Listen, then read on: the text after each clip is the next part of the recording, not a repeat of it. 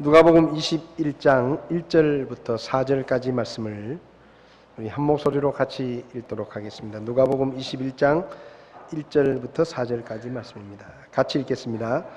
그분께서 위를 보시며 부자들이 성전 보고에 예물을 넣는 것을 보시고 또 어떤 가난한 과부가 거기에 2렙돈을 넣는 것도 보시고 이르시되 진실로 내가 너희에게 이르노니 이 가난한 과부가 그들 모두보다 더 많이 넣었도다. 이들은 다 풍족한 가운데서 하나님의 헌물로 넣었거니와 그 과부는 빈궁한 가운데서 자기가 가진 생활비 전부를 넣었느니라 하시니라. 아멘.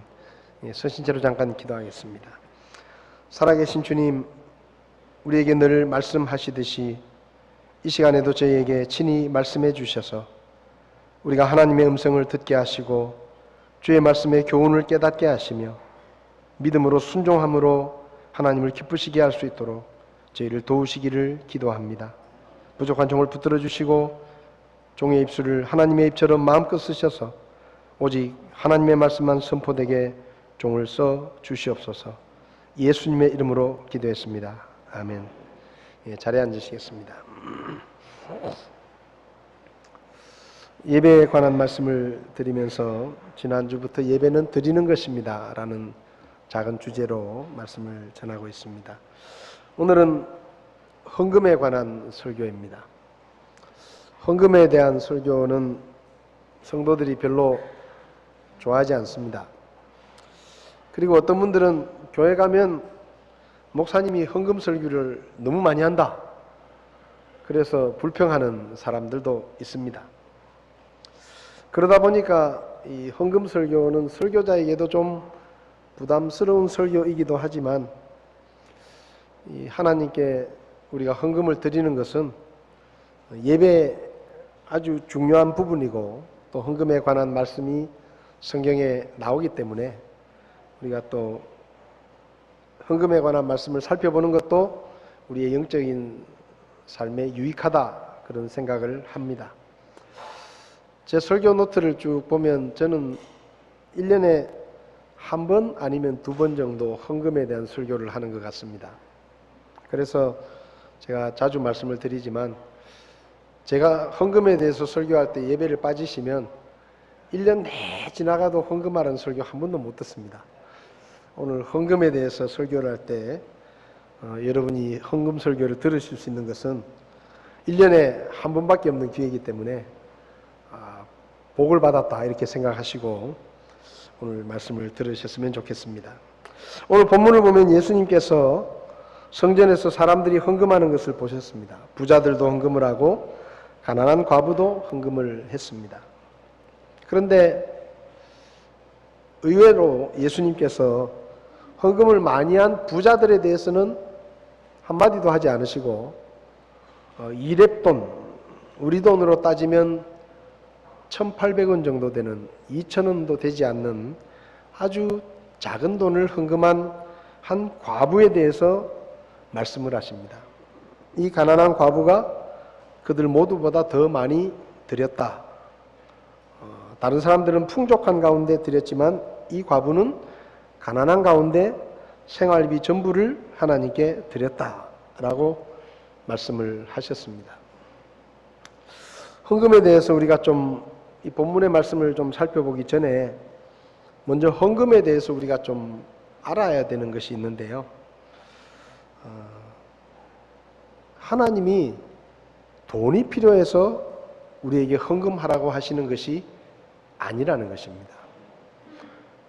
하나님이 돈이 필요해서 우리에게 헌금을 하라고 말씀하시지 않습니다. 오늘 본문을 보면 예수님께서 부자들이 헌금하는 것을 보셨고 가난한 과부가 헌금하는 것을 보셨다라고 기록되어 있습니다. 그러니까 예수님께서 지켜보신 거죠. 사람들이 헌금하는 것을 이렇게 지켜보신 겁니다. 예수님이 헌금에 관심이 없으셨으면 뭐 이렇게 헌금하는 걸 지켜볼 이유가 없을 것입니다. 그런데 예수님께서 관심을 가지고 누가 어떤 사람들이 어떻게 헌금을 하나 하는 것을 이렇게 보셨다는 말은 예수님이 헌금에 대해서 관심을 가지고 계신다, 이런 뜻입니다. 여러분, 사람들도 헌금에 관심이 있지만 하나님께서도 헌금에 관심이 있으십니다. 그런데 사람들하고 하나님은 헌금에 관심을 두는 부분이 좀 달라요. 사람들은 헌금에 대해서 관심을 가질 때 돈에 대해서 관심을 갖습니다. 사람들은 헌금에 관심을 갖는 게 돈에 대해서 가져요. 그래서 누가 헌금을 많이 했느냐, 누가 했느냐 안 했느냐, 얼마나 많은 헌금을 드렸느냐, 이런 것들에 관심을 갖습니다. 또 교회가 헌금을 어디에 어떻게 쓰는지도 관심을 갖습니다. 그런데 예수님이 헌금에 관심을 갖는 이유는 좀 다릅니다. 사람들은 돈 때문에 헌금에 관심을 갖지만 오늘 본문을 보면 예수님은 돈에 관심이 있는 게 아니고 그 헌금을 드리는 사람에 관심이 있습니다. 만약에 예수님이 돈에 관심이 있었다면 성경에 이렇게 쓰지 않으셨을 겁니다. 돈에 관심이 있었다고 하면 여기 2,000원도 안 되는 적은 돈을 헌금한 가난한 과부의 이야기를 하지 않고 많이 헌금한 사람의 얘기를 쓰셨겠죠. 돈에 관심이 있으면 누가 돈을 많이 했다, 누가 뭐 많은 돈을 헌금했다, 이런 얘기를 쓰셨겠지만은 예수님의 관심은 지금 돈이 아니라 그 헌금을 드리는 사람의 마음과 그 사람의 믿음에 관심이 있으시기 때문에 돈의 액수는 예수님에게 별로 중요하지 않았습니다. 그래서 어떻게 보면 가장 적은 헌금을 드린 것 같은 이 가난한 과부의 이야기를 성경에 쓰셨다는 것이죠. 여러분, 어떤 사람들은 하나님이 돈이 필요해서 우리 돈을 필요로 하기 때문에 하나님이 우리에게 헌금을 하라고 하신다라고 생각하지만 하나님은 돈이 필요하지 않습니다. 왜 돈이 필요하지 않은가 하면요, 하나님은 영이시기 때문에 돈이 필요 없습니다. 요한복음 4장 24절에 하나님은 영이시니 그분께 경배하는 자들이 반드시 영과 진리로 그분께 경배할지니라, 이렇게 말씀합니다. 하나님은 사람하고 다릅니다. 사람에게는 돈이 필요합니다. 왜냐하면 사람은 육체를 가지고 이 세상에 살기 때문에 돈이 있어야 돼요. 돈이 있어야 먹을 것도 구하고 마실 것도 구하고 집도 장만하고 공부도 할 수 있고 옷도 사 입을 수 있고 돈이 있어야 됩니다. 왜냐하면 사람은 영혼은 있지만 영적인 존재는 아니에요. 육체를 가지고 있는 물질적인 존재이기 때문에 돈이 필요합니다. 그런데 하나님은 영이시기 때문에 돈이 필요 없습니다. 그분에게 종이로 된 돈은 의미가 없습니다. 그 다음에 두 번째로 하나님의 돈이 필요 없는 것은 하나님은 전능하신 분이십니다. 말씀 한마디로 천지를 창조하신 그런 능력이 있는 분입니다. 그래서 그분이 만약에 돈이 필요하면 만들어 쓰면 돼요. 그런 능력이 그분에겐 있어요. 그래서 뭐 우리의 돈이 필요하기 때문에 하나님이 우리에게 헌금을 하라고 말씀하시는 것은 아닙니다. 하나님은 누군가의 도움이나 어떤 사람의 능력이나 어떤 사람의 돈이 필요하신 분이 아닙니다. 하나님은 우리의 능력도 필요 없고 우리의 지혜도 필요 없고 우리의 돈도 필요 없는 분이에요. 왜냐하면 그분은 못하는 것이 없고 모르는 것이 없기 때문에 그분이 뭘 하고 싶으면 그냥 하시면 됩니다. 돈이 필요하면 돈을 만드시면 돼요. 그 다음에 하나님은 원체 큰 부자이기 때문에 우리의 돈이 필요하지 않습니다. 학개서 2장 8절을 보면 은도 내 것이고 금도 내 것이다. 이 세상에 있는 모든 것이 여러분 하나님의 것입니다. 하나님은 보통 부자가 아니에요. 이 세상에서 제일 큰 부자입니다. 없는 게 없고 부족한 것이 없는 분입니다. 그래서 그분은 우리의 돈이 필요하지 않습니다. 우리의 도움이 필요하지 않아요. 그분은 혼자서도 아무런 부족함이 없는 분이기 때문에 우리의 도움이나 우리의 돈이나 우리의 능력이나 우리의 지식이 그분에게 전혀 필요하지 않습니다. 그러면 궁금하지 않습니까? 하나님은 돈이 필요 없는데 왜 우리한테 헌금을 하라고 하느냐? 첫 번째 이유는 하나님은 우리가 이 세상에 마음을 두지 않고 하나님의 나라에 마음을 두고 살기를 원하시기 때문에 우리에게 헌금을 하라고 말씀하시는 겁니다. 하나님은 영이시기 때문에 돈이 필요 없습니다. 그런데 우리는 육체를 가지고 이 세상에 살아야 하기 때문에 반드시 돈이 필요하고 돈으로부터 자유로운 사람은 한 사람도 없습니다. 그래서 우리는 돈에 관심이 많아요. 여러분, 사람들을 만나서 우리가 사람을 만나서 이야기를 많이 하잖아요. 근데 그 이야기들을 쭉 하다 보면요, 결론은 돈이에요. 결론은 돈입니다.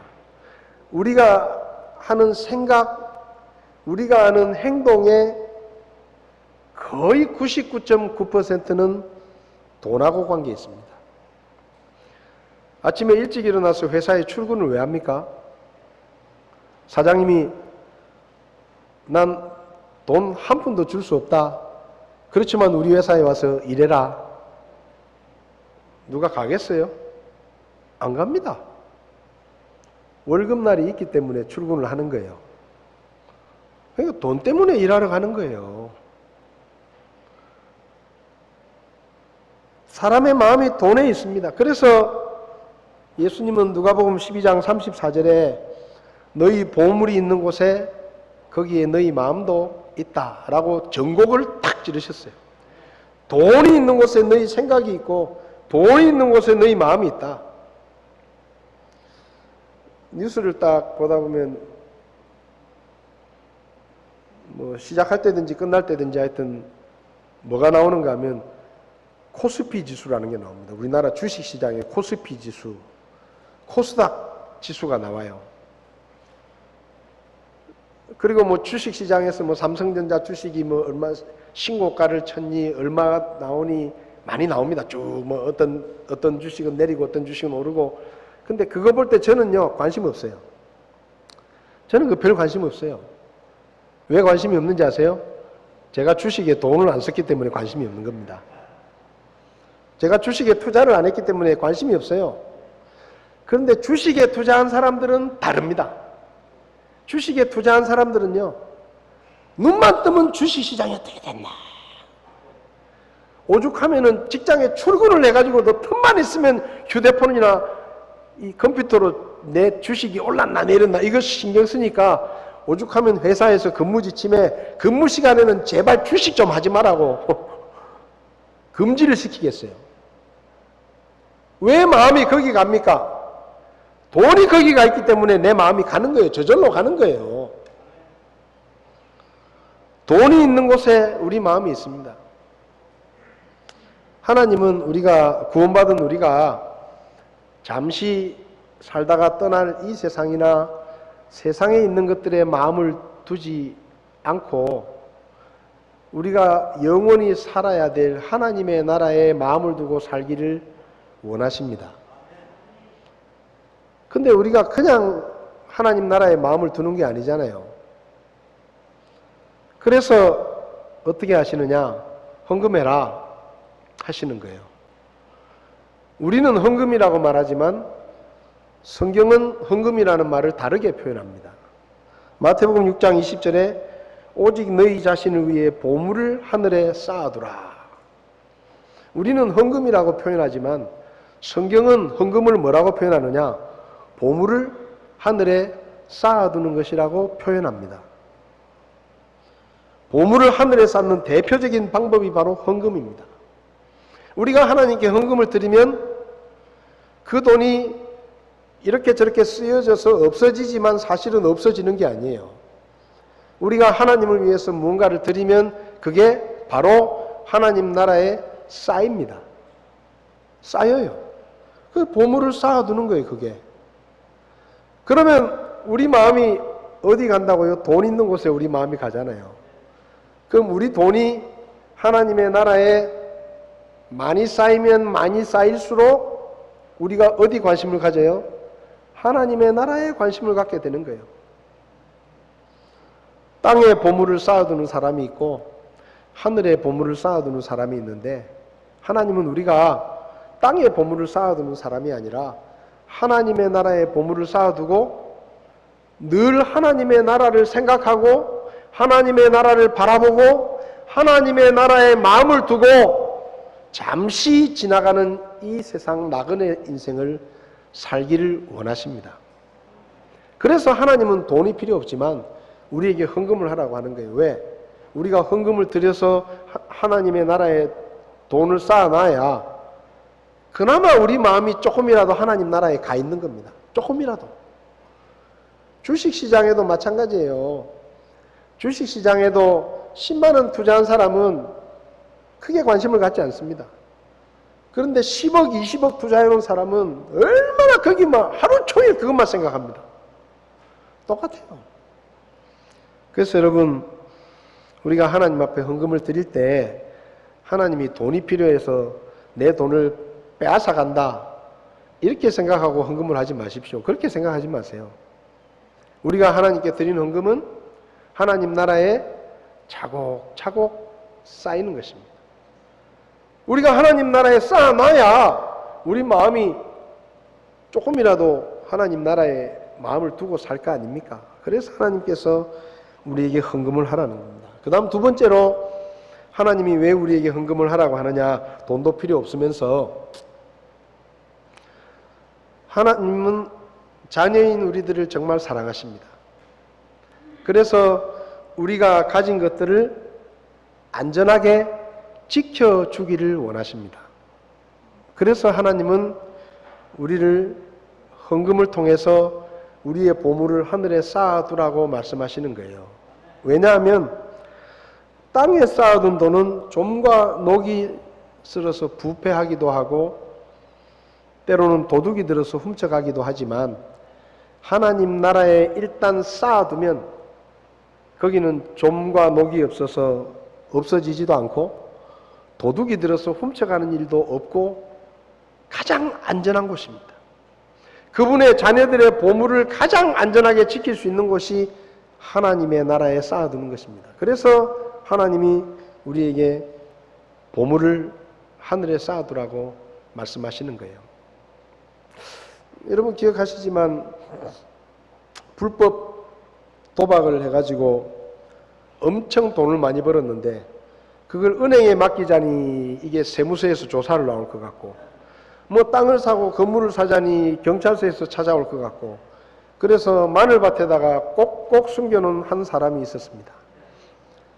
몇십억을 숨겨놨죠. 그 사람은 그렇게 생각했을 거예요. 야, 설마 누가 마늘밭에 돈 숨겨놓은 걸 알겠냐? 거기야말로 이 세상에서 가장 안전한 곳이다 하고 돈을 막 그냥 그 밭에다가 꼭꼭 숨겨놨습니다. 안전하다고 생각했죠. 근데 어느 날 그게 들통이 나버렸어요. 그래서 나라에서 다 뺏어가 버렸어요. 여러분, 이 세상은 그렇습니다. 이 세상에 우리가 보물을 쌓아두면 때로는 헛된 곳에 사기를 당하기도 하고 또 도둑이 들어서 훔쳐가기도 하고 그래요. 그런데 우리가 하나님 앞에 우리의 보물을 들여서 하나님의 나라에 쌓아두면 거기는 최고 안전한 곳입니다.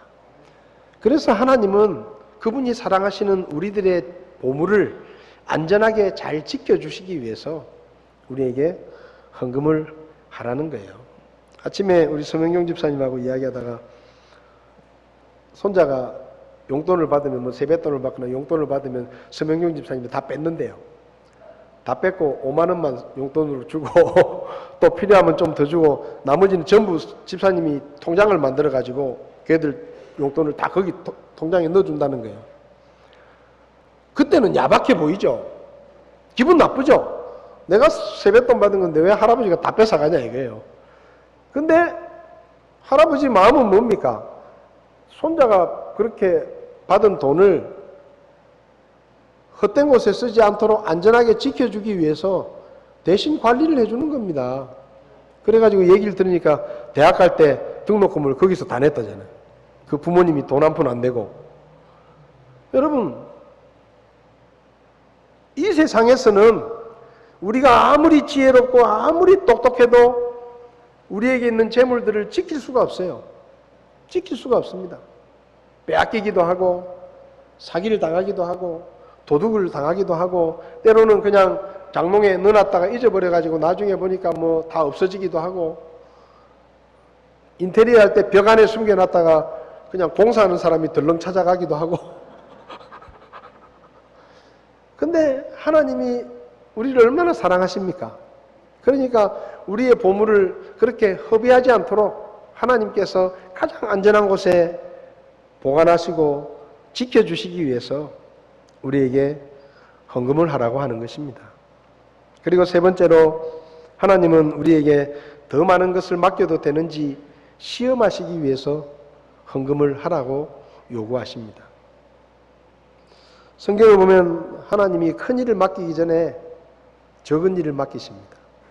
큰 재물을 맡기기 전에 적은 재물을 맡기셔요. 그리고 보시는 거예요.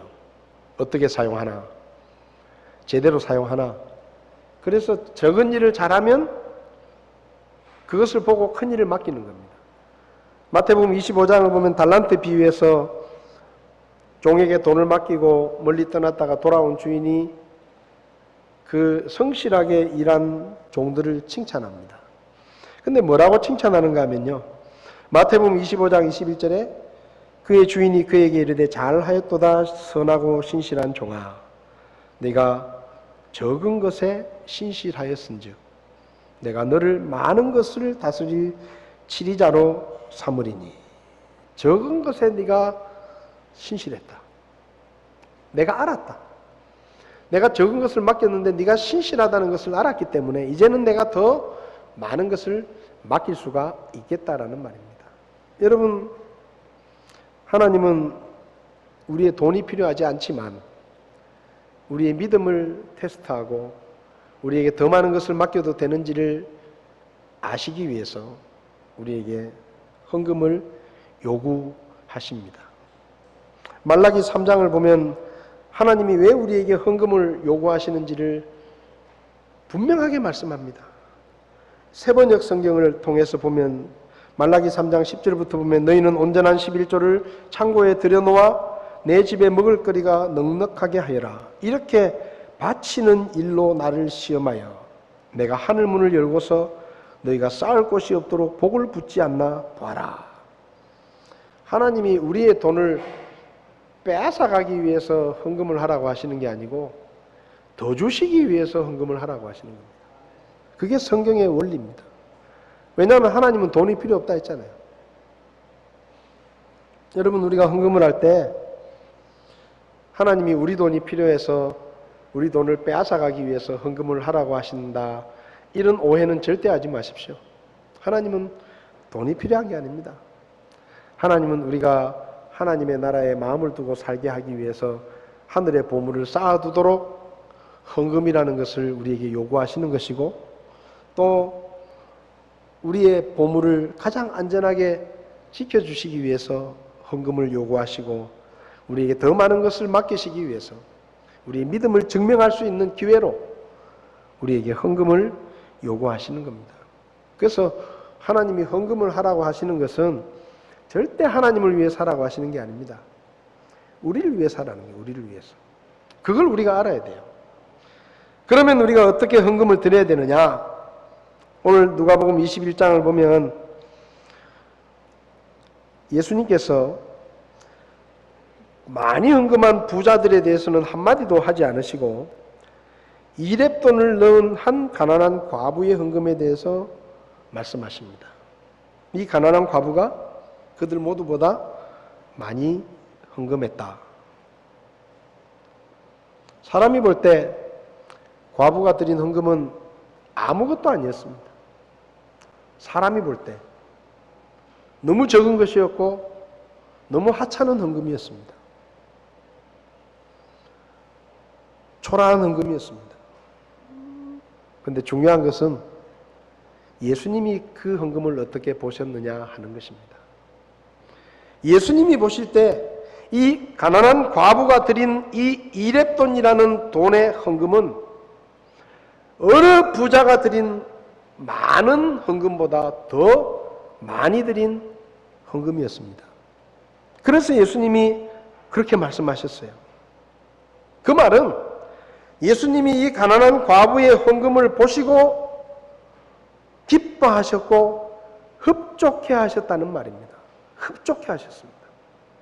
기분 좋게 그 헌금을 받으셨다 이 말이에요. 그럼 왜 그렇게 받으셨을까요? 첫째로 이 가난한 과부가 드린 헌금은 온전한 마음으로 드린 헌금이었습니다. 온전한 마음을 담아서 드린 헌금이었어요. 예수님이 말씀하십니다. 다른 사람들은 풍족한 가운데서 일부를 하나님께 드렸다. 그런데 이 여인은, 이 과부는 가난한 가운데서 자기가 가진 생활비 전부를 하나님께 드렸다. 여러분, 가진 것 중에 일부를 드릴 때는 오직 하나님만을 신뢰하는 온전한 마음이 없어도 할 수 있습니다. 예를 들어서 1,000만 원이란 돈이 생겼는데 500만 원 하나님 앞에 헌금하고 500만 원은 내가 써야지 하는 마음이 있으면 하나님도 믿고 돈도 믿는 거예요. 그래서 마음이 둘로 나눠져 있는 거예요. 나는 하나님을 안 믿는 것은 아니고 하나님도 믿지만 그래도 돈이 좀 있어야 안 되겠나. 그래서 돈을 남겨놓는 겁니다.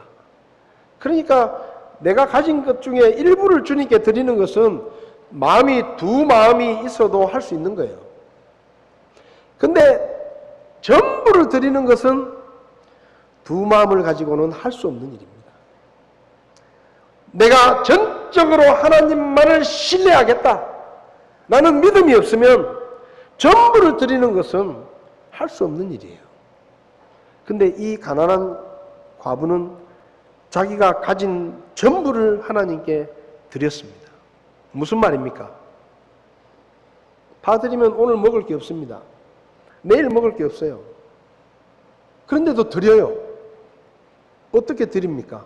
하나님, 내가 죽고 사는 거, 먹고 입는 거, 내 힘으로 얻을 수 있는 게 아닙니다. 그건 오로지 하나님께서 나에게 채워주시는 것입니다. 저는 하나님을 신뢰합니다. 그런 믿음으로 드리는 겁니다. 내가 다 드리더라도 하나님이 내 삶을 책임지실 것을 나는 믿습니다. 라고 드리는 거예요. 그런 마음이 없으면 다 드리는 것은 못합니다. 일부는 드릴 수 있어요. 하나님은 하나님을 믿는 우리의 마음이 하나님과 다른 신을 동시에 섬기려 하거나 하나님과 이 세상 재물을 동시에 쫓으려고 하는 두 마음으로 주님을 따르기를 원하시는 분이 아니고 한 마음으로 주님을 따르기를 원하십니다. 그래서 야고보서 4장 8절에 두 마음을 품은 자들아 너희 마음을 순결하게 하라라고 말씀합니다. 이 말은 순결하게 한다는 말은 단순하게 하라 이 말입니다. 마음이 둘로 나뉘어져 있는데 그거 나는 원치 않는다. 그러니까 한 마음으로 나를 믿고 나를 따르라 이 말입니다. 사람도 그렇잖아요. 이 세상 모든 아내들은 남편이 한 마음으로 자기를 사랑해 주기를 바랍니다. 두 마음이 되기를 원치 않습니다. 세 마음이 되는 것은 더 원치 않죠. 사람도 그렇잖아요. 안 그렇습니까? 뭐 자매님들 아멘을 안 하시네. 네? 신랑이 나만 사랑하고 나만 바라보고 나에게만 온 마음을 쏟아주기를 원하지 신랑 마음이 둘로 나눠가지고 여기저기 가고 그거 원치 않아요. 하나님도 마찬가지입니다. 하나님께서 나 이외에 다른 신을 내 앞에 두지 마라. 왜 그렇게 말씀하십니까? 하나님이 속을 다 드러내 보여주셨잖아요. 나는 질투의 하나님이다. 나는 질투의 하나님이다. 여러분, 하나님의 질투는 이유가 있는 것입니다. 사람의 질투는 이유가 별로 없어요. 사람의 질투는 뭔가 하면요, 자기는 세상에서 제일 잘난 사람이 아닌데 자기 혼자 세상에서 잘났다고 생각하니까 질투를 하는 거예요. 사람의 질투는 그렇습니다. 근거가 별로 없어요. 근데 하나님의 근거는 명확해요. 이 세상에서 가장 능력 있고 가장 좋고 가장 선하시고 가장 매력적이고 가장 좋은 분이 하나님이십니다. 그런데 그분을 믿는 사람들이 그분을 버리고 다른 곳으로 마음을 뺏기는 것을 하나님이 용납하지 않으십니다. 그래서 하나님은 두 마음을 품은 자들아, 한 마음을 품고 나를 따르라, 믿어라, 이렇게 말씀하시는 거예요. 여러분, 이 가난한 과부는 어떻게 보면 무모해 보이고, 어떻게 보면 어리석어 보이고, 어떻게 보면 사람이 이럴 수가 있나 싶은 아주 뭐가 모자라는 것처럼 보이지만, 이 가난한 과부는 하나님만을 바라보는 믿음이 있었습니다. 그래서 다 바친 거예요. 다. 하나님이 우리에게 원하시는 것은 돈이 아닙니다. 우리의 마음입니다. 하나님만을 바라보는 마음. 그래서 사람들은 헌금을 이야기하면 얼마나 많은 돈을 헌금했는지에 관심을 두지만 하나님은 중심을 보시기 때문에 그 헌금을 어떤 마음으로 드렸는지를 보시는 겁니다. 그래서 과부의 두 렙돈이 어느 헌금보다 더 큰 헌금으로 예수님이 받으신 거예요. 왜? 거기에는 전심이 담겨 있는 거예요. 전심이. 마음이 전부 담겨 있는 겁니다. 우리가 헌금을 드릴 때 액수의 많고 적음이 중요한 것이 아니라, 돈만 드리는 것이 아니라 우리의 믿음과 우리의 마음을 거기 담아서 하나님께 드려야 됩니다. 액수가 크든지 많든지 그게 중요한 게 아니고, 그 헌금을 하나님 앞에 드리면서 우리 마음속에 나는 하나님만을 신뢰합니다. 제가 집도 있고 능력 있는 남편도 있고 직장도 있지만 제가 신뢰하는 것은 그런 것들이 아니고 저는 오직 하나님 한 분만을 신뢰합니다. 저의 생사화복이 하나님의 손에 달려 있습니다. 제 능력을 의지하지 않습니다. 제가 다니는 직장을 의지하지 않습니다. 저의 젊음을 의지하지 않습니다. 제가 의지하는 것은 하나님 한 분밖에 없습니다. 그런 마음을 담아서 하나님 앞에 드리는 헌금이 의미가 있는 것이지, 돈만 드리면 그게 무슨 의미가 있겠어요? 하나님은 우리의 돈이 아니라 우리의 마음을 원하십니다. 저와 여러분들이 주님 앞에 헌금을 할 때 돈만 드리지 마십시오. 여러분의 마음도 드리고 여러분의 믿음도 담고, 그래서 하나님 앞에 드릴 때 하나님, 저는 하나님 한 분만 바라보고 저의 소망은 하나님 한 분밖에 없습니다. 그런 믿음을 담아서 주님 앞에 우리가 헌금을 드려야 합니다. 그 다음 이 가난한 과부의 헌금은요, 자원하는 마음으로 기분 좋게 드린 헌금이었습니다. 여러분, 헌금을 할 때 다 기분 좋게 드리는 거 아니에요. 다 자원하는 마음으로 드리는 거 아니에요. 어떨 때는 체면 때문에 마지못해서 할 때도 있습니다. 예를 들면요, 우리 교회 차가 필요합니다. 차를 살려면 2천만 원 헌금해야 됩니다. 그래서 여러분 하나님 앞에 믿음으로 약속을 합시다. 그리고 이제 예를 들면 종이를 나눠줬다고 칩시다. 근데 내가 부자예요. 돈이 많아요. 근데 내 옆에 굉장히 가난한 형제가 앉았어. 근데 그 형제가 헌금하는 걸 쓰는 걸 보니까 우연찮게 봤는데 500만 원 이렇게 쓰는 거예요.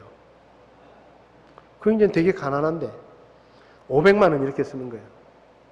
그러면 옆에 있던 이 부자 성도가 처음에 300만 원 쓰려고 하다가 내가 옆에 나보다 가난한데 500만 원 쓰는데 내가 300만 원 쓰면 이거 나중에 사람들이 누가 알게 되면은 그 가난한 형제도 500만 원 하는데 너는 부자인데 그거밖에 안 했네 뭐 이런 소리 들을 것 같거든.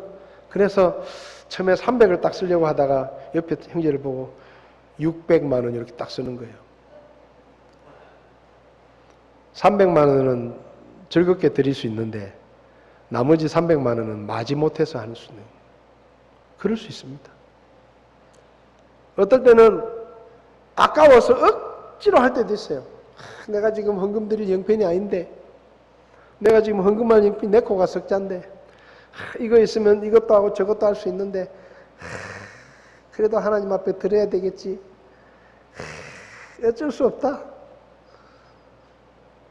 그러면서 억지로 헌금할 수도 있습니다. 또 어떤 사람은 투자하는 것처럼 헌금할 수도 있어요. 장부를 쓰는 거예요. 하나님 제가 50만 원 헌금했습니다. 하나님 적어도 따따블은 갚아주시겠죠. 200만 원 갚아주실 거 믿습니다. 딱 씁니다. 그리고 장부를 늘 쳐다봅니다. 내가 50만 원 헌금했는데 200만 원 주실 때가 됐는데 이런 드리고 싶어서 드리는 게 아니라 뭔가를 바라고 드리는 이런 헌금도 있을 수 있어요. 근데 여러분 내가 가진 것의 일부를 드릴 때는 그런 마음으로 드릴 수 있어요. 마지못해서 하기 싫은데 억지로 아까운데 억지로 드릴 수 있어요. 근데요 내가 가진 것의 전부를 드릴 때는 그게 잘 안 됩니다. 마지못해서 전부를 드립니까? 하기 싫은데 전부를 바칠 수 있겠어요? 이 가난한 과부는 억지로 드린 게 아닙니다. 마지못해서 드린 게 아니에요. 하나님 앞에 드리고 싶어서. 어쩌면 이 과부의 마음은 이랬을 겁니다. 내가 좀 더 있었으면 더 드렸을 텐데 내가 이거밖에 없어서 이거밖에 하나님 앞에 드릴 수가 없구나. 그런 어떻게 보면 하나님 앞에 드리면서도 미안한 마음 반, 또 하나님 앞에 내가 드릴 수 있다는 것에 대한 즐거움, 기쁨, 이런 마음으로 이 헌금을 드렸을 겁니다. 그걸 사람들은 모르죠. 사람들은 모를 거예요. 그래서 어떤 사람은 이걸 보고 만약에 아이고 저 뭐 헌금하려면 좀 돈 많은 원 해야지 저 하찮게 저렇게 뭐 잔돈을 헌금하고 있노라고 비판했을지도 모릅니다. 근데 예수님은 그 중심을 보셨어요. 그래서 말씀하시는 거예요. 이 가난한 과부가 오늘 모든 사람들보다 더 많이 드렸다. 하나님을 더 많이 기쁘시게 했다. 여러분 아까 말씀드렸지만 하나님은 돈이 필요하지 않기 때문에 우리가 마지못해서 드리거나 억지로 드리는 헌금은 원치 않으십니다. 고린도서 9장 7절에 이렇게 말합니다. 저마다 자기 마음속에 정한 대로 낼 것이요. 무슨 말입니까? 자기가 알아서 내라는 거예요. 자원하는 마음으로. 헌금을 드릴 때 자원하는 마음으로. 마지못해 하거나 억지로 하지 마라. 하나님은 즐거이 내는 자를 사랑하신다. 역대상 29장을 보면 다윗이 하나님 앞에 성전을 지어서 바치고 싶었습니다. 근데 하나님이 다윗에게 네가 짓는 것은 싫다. 네 아들이 짓게 해주마. 그렇게 말씀하셨어요. 그럼 다윗이 어떻게 했겠습니까? 하나님 그래요. 제가 지어드리는 거 싫다고 알았습니다. 저 삐졌습니다. 저 삐졌습니다. 왜 제가 하는 거 싫습니까? 기분 나쁩니다. 근데 다윗이 그렇게 안 합니다. 하나님, 제 아들이 성전을 짓는 거 좋습니다. 근데 저도 하나님 앞에 성전을 지어드리고 싶은데 하나님이 저보고는 짓지 말라 하시니까 대신에 준비는 제가 다 해놓겠습니다. 하고 자기가 가진 것에서 하나님의 성전을 짓기 위해서 얼마나 많은 것들을 하나님께 드렸는지 모릅니다. 그게 역대상 29장에 나와요. 그런데 여러분 다윗이 혼자서도 다 할 수 있어요. 다윗은 왕이잖아요. 다윗 혼자서도 하나님의 성전을 충분히 지을 수 있을 만큼 준비를 다 해놓을 수 있는데 다윗이 그렇게 하지 않습니다. 자기가 할 수 있는 만큼 딱 하고 나서 백성들에게 말합니다. 여러분, 내가 하나님의 집을 지으려고 했는데 하나님이 나보고는 못 짓게 했고 내 아들이 하나님의 집을 지어드릴 텐데, 내가 그래서 하나님의 집을 위해서 나는 이렇게 이만한 것들을 준비하고 헌신했습니다. 그렇게 말하고요. 역대상 29장 5절을 보면, 개역성경을 보면, 오늘날 누가 즐거이 손에 채워 여호와께 드리겠느냐 하고 백성들에게 말합니다. 뭐라고요? 내가 하나님의 성전을 위해서 이만큼 바쳤는데 백성들 중에, 너희들 중에도 나하고 같이 하나님께 드렸으면 좋겠다. 조건이 하나 있다. 즐겁게 드릴 사람이 필요하다. 즐겁게 드릴 사람. 오늘날 누가 즐거이 손에 채워 여호와께 드리겠느냐? 무슨 말입니까? 하고 싶지 않으면 안 해도 된다 이거예요. 마지못해서 할 것 같으면 안 해도 된다 이겁니다. 아까워서 억지로 할 것 같으면 하지 마라 이거예요. 즐거이 드릴 사람은 드리라는 거예요. 6절을 보면, 이에 모든 족장과 이스라엘 모든 지파 어른과 천부장과 백부장과 왕의 사무감독이 다 즐거이 드리되, 즐거이 드리되, 즐겁게 드리는 거예요. 9절을 보면 백성이 자기의 즐거이 드림으로 기뻐하였으니. 여러분, 즐겁게 드린 헌금은 드리고도 기쁩니다. 즐겁게 드리는 헌금은요, 드리고도 기뻐요.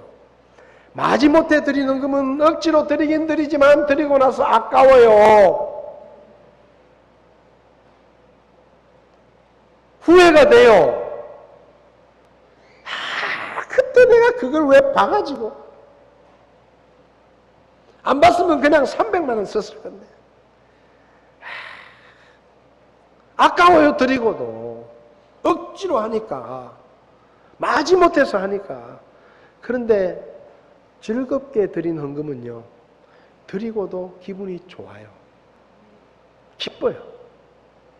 하나도 아깝지 않아요.